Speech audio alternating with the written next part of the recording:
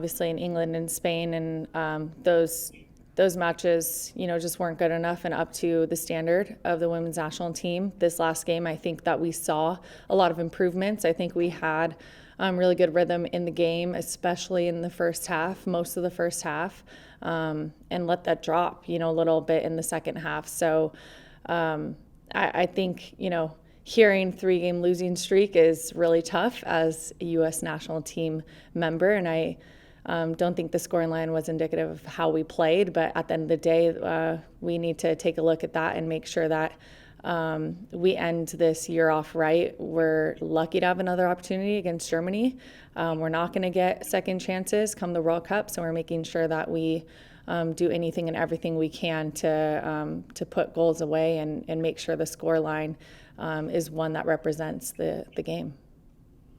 You probably heard some of Vlatko's comments, so perhaps he said some things to you all Thursday night akin to what he said to us about the high press not quite being what he wanted it to be. And you had the play that set up the goal with a moment of high pressure that forced a turnover. And, what do you think that sort of point makes to everybody else that this is what the high press is supposed to be? Yeah, I think there were really good moments here and there that started either with Rose, myself, Mal or Soph, but a lot of times it was a little too just disjointed. They got through us a little more than we would have liked. I think we pride ourselves on being the best team at high pressing and regaining the ball high up the field, and I think we did that quite a few times, but didn't capitalize on the chances that we got. And there is a lot of areas of the game we can get better at, and we're working at that every day. So it's the small details that I think we need to definitely refine, and we're not where we need to be come 8 months, 9 months away, but we're trending that way, and I'm really optimistic for this next game and getting back out there in January with the team. Thanks, Alex. Thanks. Go to Julie Foudy. Go ahead, Jules. Hi, Alex. Congrats on 200, sister. Thank you. One of the 13 a couple right of, if I'm allowed by Hive. I first, just reactions to having so many looks in that first half and the inability to put it away, and what you attribute that to, knowing obviously that if you can put a couple of those away, the game is in hand. Yeah, the game completely changes, even if we just put one of those away. And so I think we allowed Germany to get into the game a little bit more in the second half, and it's because we didn't put it away early. We had the chances, like 100% quality chances. It was either poor decision making, instead of shooting, passing, or instead of passing, shooting, or maybe rushing it once we finally did break them down and get behind their back line, that's the time we maybe didn't need to rush. So it's those small decision making errors that I think led to the game costing us. And we're looking at that moving forward for sure. I mean, we want to be lethal in front of goal. We want to, if we have one chance, put it away, because we're not going to get 4, 5, 6 chances against a quality team like Germany, one of the top teams in the world. So that's really important for us looking forward. How much pressure, being one of the few veterans on this group, is there with you when you look at the U.S. has never stared down 4 straight losses in a row? And what do you say to the group as you head into this game?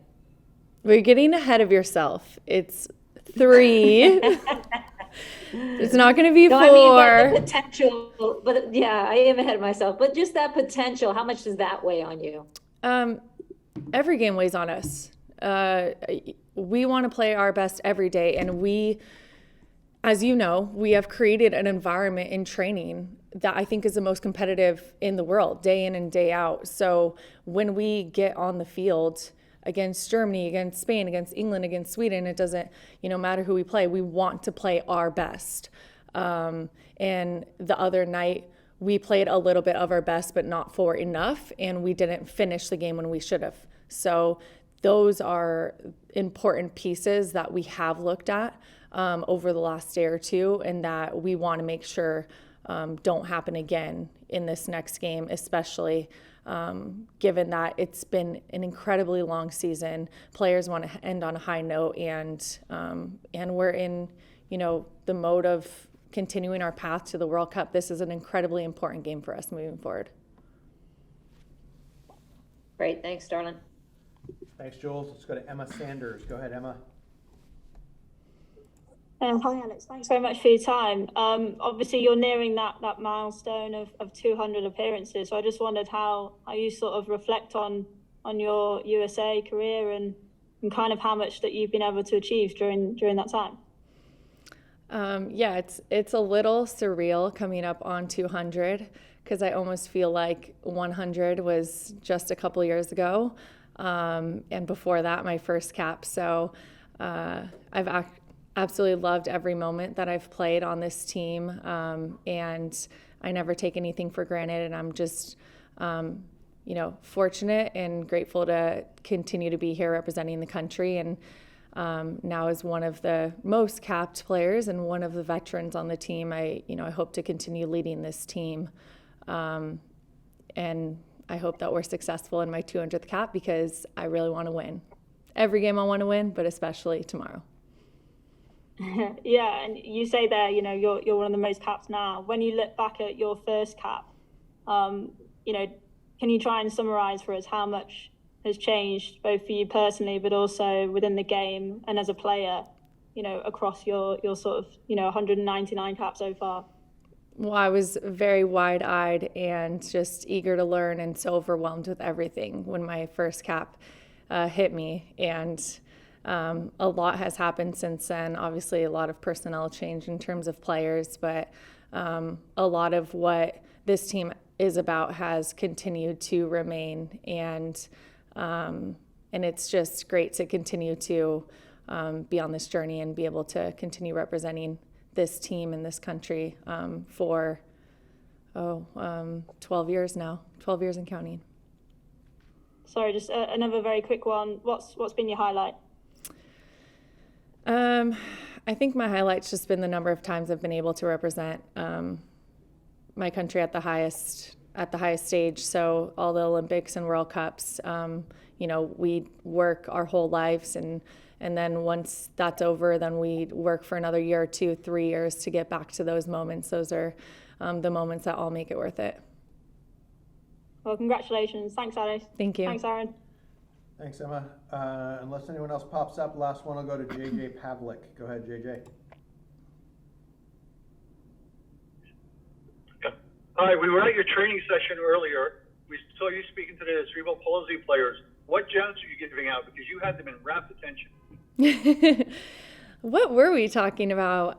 Well, first of all, it was great to have the CP team out at training today. They're also in training camp here.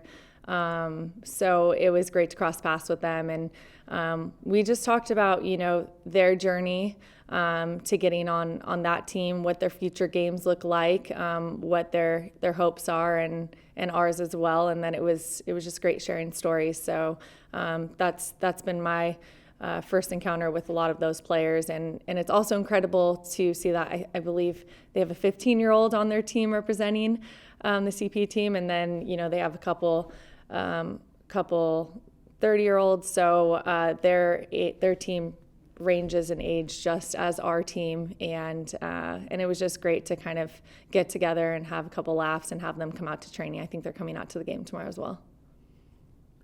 Thanks, JJ. In case people don't know, the CP women's national team was recently brought into the fold for U.S. Soccer, and they won their World Cup this year. So they came out to meet the players, and they're being honored at the match tomorrow. So we do have a couple more because Julie Foudy is back in the queue. Go ahead, Jules.